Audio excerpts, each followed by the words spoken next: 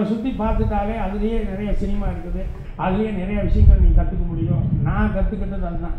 அதுக்கப்புறமா இதெல்லாம் வந்து அடிஷ்னல் போனஸு. அதனால் இதெல்லாம் போய் தான் நம்ம கற்றுக்கணும் அப்படிங்கிறத நம்மளை சுற்றி இருந்தாலே, நம்மளை சுற்றி என்ன நடந்துருக்கு அப்படிங்கிற அந்த அப்சர்வேஷன் இருந்தாலே நமக்கு நிறைய விஷயங்கள் கிடைக்கும். அந்த அப்சர்வேஷன் தான் இப்போ நான் நான் ஒரு 4-5 கிளாஸாக எடுத்துக்கும் போது அந்த எக்ஸ்பீரியன்ஸ் தான் நான் மெயினாக சொல்லிக்கிட்டு இருக்கேன். ஏன்னா யார் வேணாலும் எல்லா விஷயத்தையும் வந்து கதைங்கிறது கூட ரொம்ப சிம்பிள். யாருனாலும் ஜட்ஜ்மெண்ட் இருக்குது, அதுக்கப்புறம் அவங்களே சொல்லிடுவாங்க. இப்போ பசி, கையில் காசே இல்லை, பார்த்தா ஒரு கல்யாண வீடு, போய் சாப்பிட்ணும் அப்படின்னு சொல்லி முடிவு பண்ணிட்டாங்கன்னா, பசிக்கு வேறு என்ன பண்ணுறதுன்னு தெரியல, உடனே போய் சாப்பிட்ணுன்னு முடிவு பண்ணிட்டான்னா, அதுக்கப்புறம் உள்ளே போய் சாப்பிட்டான் அப்படின்னு சொல்லிட்டு வந்துட்டான் அப்படின்னு சொன்னோம்னா கேட்டுருக்கவன்லாம் முடிப்பான். இல்லை போய் சாப்பிட்டு வந்துட்டார், ஆமாண்ணா இதில் என்ன இருக்குது அப்படிமா.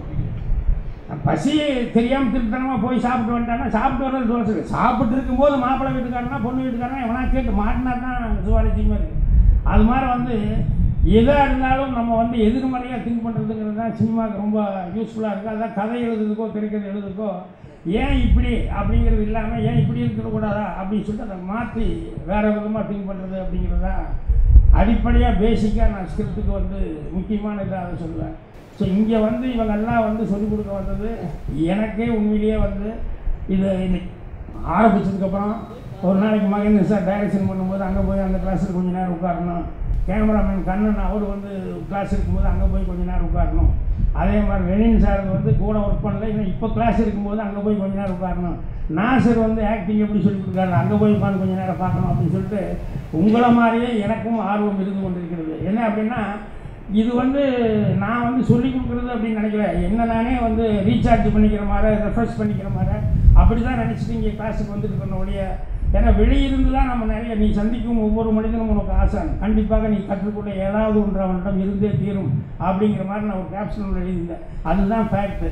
அதனால் நமக்கு தெரியாத திறமைகள் எத்தனையோ வந்து வெளியே இருக்கும். அதனால் யாருமே வந்து நம்ம இப்போ புதுசு பிகினிங்கு அப்படிங்கிறது வந்து அந்த பயம், அந்த சங்கோஜம் அப்படிங்கிறத முதல்ல அவாய்ட் பண்ணுங்க. ஏன்னா அதுக்கு தான் என்னுடைய வீக்னஸ் பூரா சொன்னேன். நான் இப்படியெல்லாம் இருந்தேன், எவ்வளோவெல்லாம் ஒன்றுமே தெரியாமல் இருந்தேன், ஆனால் இன்றைக்கி சினிமாவில் அதெல்லாம் தாண்டி இப்படி வர முடியுது அப்படிங்கிறதுக்காக தான் நான் வந்து அதை சொன்னது.